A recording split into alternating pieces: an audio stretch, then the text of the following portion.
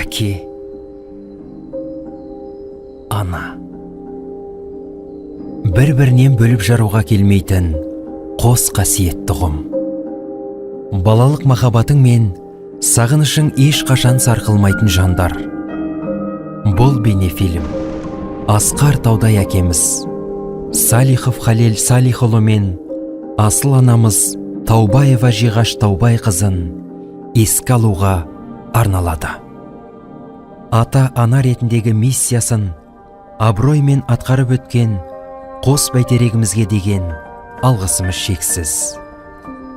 Біз текті ысық руынан шыққан осы екі тұлғаның ұрпағы болғанымызды мақтан тұтамыз. Салихов Халел Салихұлы бүкіл саналы өмірін халқына, еліне қызмет етуге арнаған, биік лауазымдарға көтеріліп, қоғам игілігіне қалтықсыз тазалығымен жан аямай еңбек еткен, атақ пен даңққа қызықпаған, мына өткінші өмірде жан сұлулығына дақ түсірмей өткен жанның бірі де бірегейі еді. Әкеміз жайлы сөз тебірентер болсақ, ол 1926 жылдың 7 қарашасында бұрынғы Гурьев облысы Қызылқоға ауданының Тайсойған ауылында дүниеге келіпті. Салих атамыз бен Кәми әжеміздің 6 ұлының 3-шісі болып туған. Әкеміз ысық руының Тоғызбай, Түкі деген аталарынан тараған ұрпақ. Халел Салихұлының балалық шағы ашаршылық, қуғын сүргін, екінші дүниежүзілік соғыс жылдары мен тұспа-тұс келгендіктен қиындықсыз болған жоқ.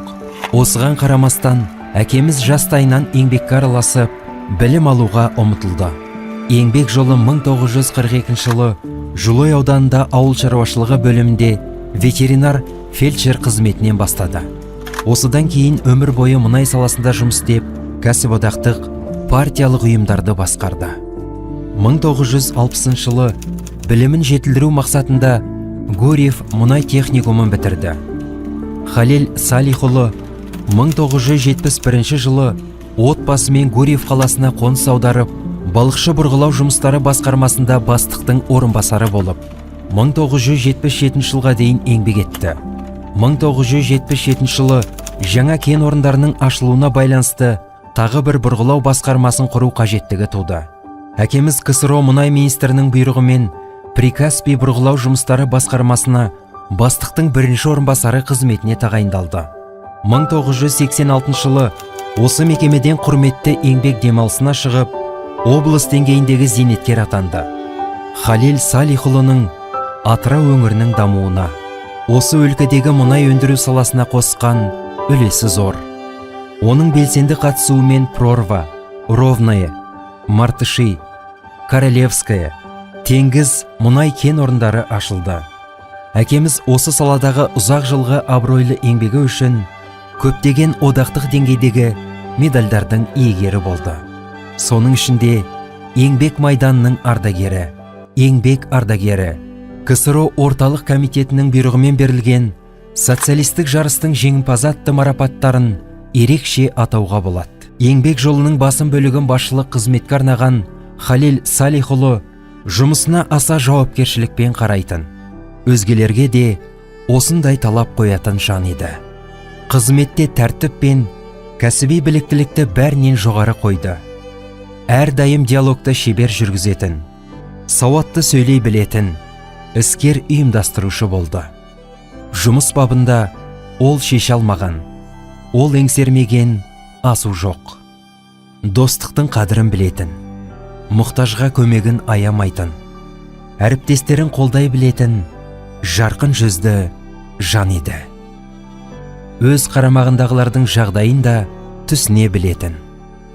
Шалғайдағы, ен даладағы бұрғылау нысандарында жұмыс ешқашан қиындықсыз болмайтын.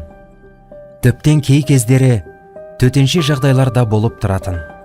Осындай сәтте әкеміз ойланбастан оқиға орнына өзі баратын. Мәселені тікелей өз бақылауына алып шешетін. Қаралтым мен көгілдір отынды 7 қабат жер астынан шығару ісінің күрделі үрдіс екені белгілі. Бұл технологиялық күрделі процесте көптеген техникалық қиындықтар болады. ақау шыққан жағдайда бүкіл жұмыс тоқтап қалуы ықтимал. Халил Салихұлының міндеті осындай кезде барлық факторды ескеріп, нақты жоспар құрып, бұрғылау ісін қалпына келтіру болды. Ең бастысы, бұрғылау жұмыстарында жиі кездесетін жазатайым оқиғалардың болмауына жол бермеу еді. Сондықтан әкеміз қызметте қарапайым жұмысшылардың жағдайын ойлап, олардың қауіпсіздігін бірінші орынға қойды. Бірде әкеміз әдеттегідей бұрғылау кешенінде қызметте жүрген болатын. 7 қараша мереке күні болғандықтан жұмысшылар босаңсып кеткен көрінеді. Осы кезде алаңға ұзын құбырлар тиелген КамАЗ көлігі келіп, рұқсат етілмеген жерге тоқтапты. Аяқ астынан жүк көлігінің дұрыс жабылмаған борт ашылып, 10 метрлік құбырлар бұрғылау кешеніне қарай домалай бастайды. Қауіпті сезген Халил әкеміз жанда тұрған жігіттермен бірнеше тонна темірдің жолын қолға түскен кірпіштер мен тақтайлармен бөгеп тоқтатады. Осы сәтте әкеміз бір саусағын қатты жаралаған болатын. Егер бірнеше тонна темір құбырлар бұрғылау қондырғысына барып соғылса, жағдайдың қандай болатыны айтпаса да түсінікті еді. Әкеміз жұмыстан тыс уақытында мәнді өткізе білуші еді. Бос уақытында айналысатын сүйікті істерінің бірі аңшылық еді. Ол берен мылтығын баптап, мергендігімен жабайы үйрек, қоян және киік атып, олжалы оралатын. Қыс түскен кезде мұз ойып, балық аулағанды жақсы көретін. Жаз шығысымен көп уақытын саяжайда өткізіп, бау-бақша өсірумен айналысты. Сол бақшада жайқалып тұрған жеміс ағаштарының көбін өзі арнайы Кавказдан әкелген болатын. Бұған қоса, Халил Салихұлы бос уақытында кітап оқып, музыка тыңдағанды сүйуші еді. Әсіресе Құрманғазы мен Нұрғиса Тілендиевтің күйлерін сүйсініп тыңдайтын. Әкеміз ақылшы ата ретінде ол немерелерінің тәрбиесіне ерекше көңіл бөлді. Болатының баласы Ғабит пен Шамилінің оңайбайын кішкентайынан жанынан тастамайтын. Оларға балық аулауды үйретті. Үшеуі саяжайдың жұмыстарында бірге атқаратын. Әкеміздің техникаға, шаруашылық дүкендеріне деген әуестігі қыздарына да дарыған. Ол іс-сапарға барған сайын үйге қажетті құрал сайман, аңшылық пен балық аулауға қажетті заттар, өз волгасына қажетті детальдар әкелуден жалықпайтын. Әкеміздің тағы бір ерекшелігі нағыз қазаққа тән қасиет, қысқа соғым қамдап, оны өз қолымен баптауында еді. Жылқыны қызыл қоғаға барып, семізін, күйлісін таңдайтын. Сойылған малдың етін анамыз екеуі тұздап, дәмі тіл үйретін, ерекше қазы жасайтын. Әрине, бұл әрбір қазақ отбасында жасалатын үйреншікті іс болып көрінер. Бірақ ата-анамыз оған ерекше мұқият қарайтын. Өз рецептері бойынша қазыны тұздаудың, сүрлеудің әрбір үрдісін тиянақтылықпен жасайтын. Халил атамыз соғымға қажетті тұздың өзін индердегі бір сордан арнайы әкелетін. Берекелі отбасының өз қолымен жасаған дәмді қазысы мен етін бала-шаға, құда-құдағи, ағайын туыс сүйсініп жейтін. Халил Салихұлы өмірді сүйетін, сол өмірді мәнді де, сәнді де сүре білетін ерекше жан еді. Өзіндік ұстанымы бар, адал, әділ, қарапайым адам болатын. Ол атақ даңққа ұмытылып көрген емес. Достықты, сыйластықты бірінші орынға қойды. Бойы 185 сантиметрлік, еңселі, сымбатты ер азаматтың бойы асыл қасиеттерге тұнып тұратын.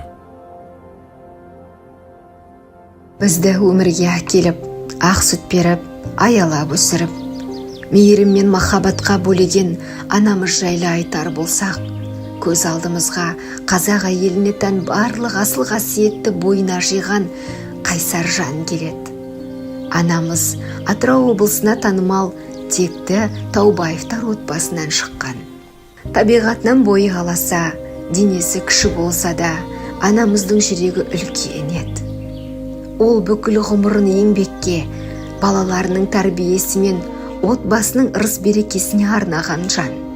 Таубаева Жиғаш Таубайқызы 1927 жылдың 19 желтоқсанында Атырау облысы Жылой ауданының Тұрғызба ауылында дүниеге келген.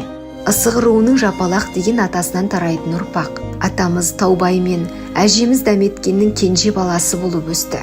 Ұлы отан соғысы басталған кезде ол небәрі 15 жасында Жылой аудандық партия комитетінің ұйымдастырушылық, нұсқаушылық бөлімінде техникалық хатшы ретінде еңбек жолын бастайды. 1943 жылы бар жоғы 16 жасында партияның қатарына алынды. Сұрапыл соғыс жылдарында қаршадай қыз ат жегілген арбамен ауылдарды аралап, мемлекеттік маңызды әлеуметтік істермен айналысқан.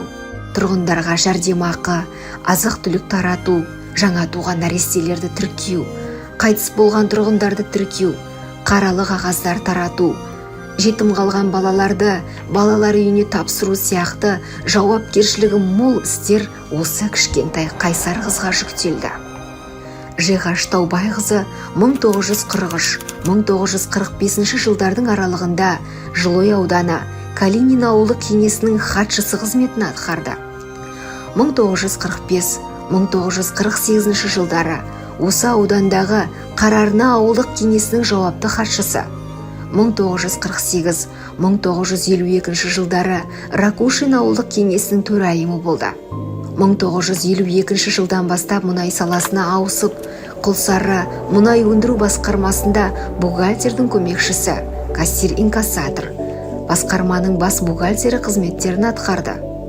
1961 жылы білімін жетілдіру мақсатында бүкіл одақтық Саратов мұнай техникумын бухгалтерлік есеп мамандығы бойынша бітірді. Бұдан соң зейнеткерлікке шыққанша мұнай өндіру саласындағы ірі мекемелердің облыстық әділет басқармасының қаржылығысын басқарды. Осылайша Таубаева Жиғаш Таубайқызы соғыс басталған жылдан бері еліміз тәуелсіздігін алған жылдарға дейін 53 жыл жасы 70-ке толғанша тынымсыз еңбек етті. Ол еңбек ардагері, жеңістің мерейтойлық медальдары және көптеген құрмет грамоталармен марапатталған. Құрметті еңбек демалысына шыққан соң Жиғаш апа медресеге барып, көптен күткен арманы Құранды араб тілінде оқуды меңгеріп алады. 83 жасына дейін 5 уақыт намазын оқып, балалары мен немерелерінің тілегін тілеп отыратын. Бәрі дана бір өзіңнен басталды. Сен деп жаздым алғаш өлең дастанды. Қуандым ба, өзің бар деп қуандым. Жыладым ба, өзің жоқ деп жастамды. Бәрі дана бір өзіңнен басталды. Жанарыңнан көрдім алғаш аспанды. Еркелесем бір өзіңе еркелеп, жасқандым ба, тек өзіңнен жасқандым. Алғашқыдам ол да сендік сүт еді, ақ сүт берген қашан да үміт күтеді. Отанымның өзі сенен басталып, жауларыма жеткен жерден бітеді. Қазақтың халық ақыны Қадыр Мырзалиннің осы өлең жолдары тура біздің жарық дүниедегі ең жақын жанашырымыз, ақ сүтін беріп аялаған, түн ұйқысын 4 бөлген Жиғаш анамызға арналғандай. Асыл анамызды, ақ жаулықты әжемізді сүйеміз, аңсаймыз, сахнамыз. Тихий декабрьский вечер, я открываю альбом. Вижу родные лица и вспоминаю родительский дом. Там их мама молодая, там их папа дорогой. Там были мы желанные и отдыхали душой. И вот одно из ярких воспоминаний моего детства, так как мы жили вместе, что он каждый день грел нам обед, мы обедали и убегали в школу. Он всегда остается в моем сердце, его любовь и забота обо мне всегда остается в моей памяти. Мен ақ мамам, ақ папам өте мейірімді жандар болған. Олар маған тек қамқор болды. Таңмен шығып екеуміз балыққа барып, балық аулап, үкі береткен. Сосын үйге келіп, ол балықтарды бір жерге жинап, сосын сен аз алдың деп, мен көп алдым деп, атам ойнайтын еді менімен. Ол кісілер өте парасатты, ақылды, мейірімді, адамға қамқор жандар еді. Мен екеуіне ризамын, тегіме ризамын. Атам мен әжеммен тегімен мақтанамын. Осы беріп жатырған ас қабыл болсын. Еліміз тыныш, аманшылықта болайық. Елдерің сау болсын. Үлкен рахмет айтамыз. отырғанда жаңа айтқан бір шабыт келгенмен мынау ауыр сөйлеудің өзі де қиын болып тұр. Осы тек қана жақсылыққа, амандыққа, мына уақыттарыңызды бөліп отырғандарыңызға сіздерге үлкен рахметімізді айтамын екеуміздің атымызда. Денлеріңіз сау болсын. Ал енді рахмет. Жақсы болыңдар, жақсы болыңдар. Мен сондай аналық жүрегімнің жақсы шуағынан сіздерге жақсы тілегімді арнаймын. Жастар үшін. Семьяда тату болу керек, бір-біріңе кешірім болу керек. Баланы жақсы тәрбиелеуге тырысыңдар. Үлкен мынау қаз әйелдеріңді сыйлауға тырысыңдар. Сонда ғана кешірімді болсаңдар, барлық жағдай жақсарады. Еңбекте де, семьяда да өмірдің қиыншылықтары кездеседі. Ал рахмет.